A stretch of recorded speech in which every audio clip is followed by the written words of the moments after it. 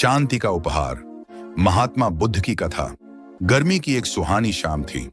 गांव के किनारे स्थित एक छोटे से विहार में महात्मा बुद्ध अपने शिष्यों के साथ विश्राम कर रहे थे।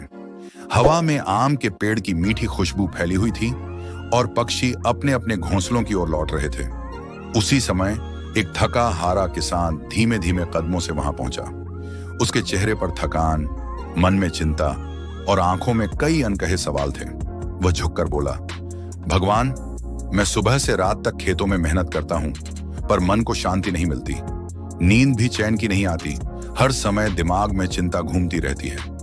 कृपा करके मुझे रास्ता दिखाइए। बुद्ध ने शांत मुस्कान के साथ उसे पास बैठाया। पहला सबक, खाली पात्र। बुद्ध ने अपने शिष्य आनंद से कहा, एक मिट्टी का पात्र, कटोरा लाओ। जब पात्र आ गया, बुद्ध ने उसमें पानी भर दिया और किसान से बोले, अब इसमें और पानी डालो। किसान ने कोशिश की, पर पानी बहकर बाहर चला गया। बुद्ध बोले, यह तुम्हारे मन की तरह है। जब यह चिंता, क्रोध और भय से भरा है तो इसमें शांति नहीं ठहर सकती। पहले मन को खाली करो। किसान ने पूछा, मन को खाली कैसे करूं?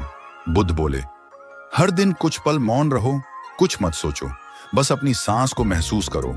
सांस भीतर जाए तो देखो, बाहर आए तो देखो। यही शुरुआत है। दूसरा सबक, कड़वा बीज। बुद्ध ने मिट्टी में 2 बीज बोए, एक मीठे आम का, दूसरा कड़वे नियम का। उन्होंने कहा, ये तुम्हारे विचारों जैसे हैं। अगर तुम बार बार गुस्सा, ईर्ष्या और डर के बीज बोओगे तो जीवन कड़वा हो जाएगा, लेकिन अगर आभार, करुणा और धैर्य के बीज बोओगे तो जीवन मीठा होगा। किसान ने सिर झुकाकर कहा, मैं समझ गया प्रभु। तीसरा सबक, बहता हुआ नदी का जल। बुद्ध उसे पास की नदी के किनारे ले गए। चांदनी में पानी शांति से बह रहा था। बुद्ध बोले, देखो यह नदी कैसे बहती है। यह कभी रुकती नहीं और पुरानी गंदगी को अपने साथ बहा ले जाती है। तुम भी अपने अतीत की गलतियों और दुखों को ऐसे ही बहा दो, तभी आगे बढ़ पाओगे। किसान के दिल में कुछ हल्कापन महसूस हुआ। चौथा सबक, मौन का उपहार। बुद्ध ने कहा, रात को सोने से पहले 5 सांस गिनो और हर सांस के साथ सोचो, मैं सुरक्षित हूं, मैं शांत हूं। तुम्हारा मन धीरे धीरे मौन में डूब जाएगा और नींद स्वयं आ जाएगी। किसान ने प्रणाम किया और चला गया।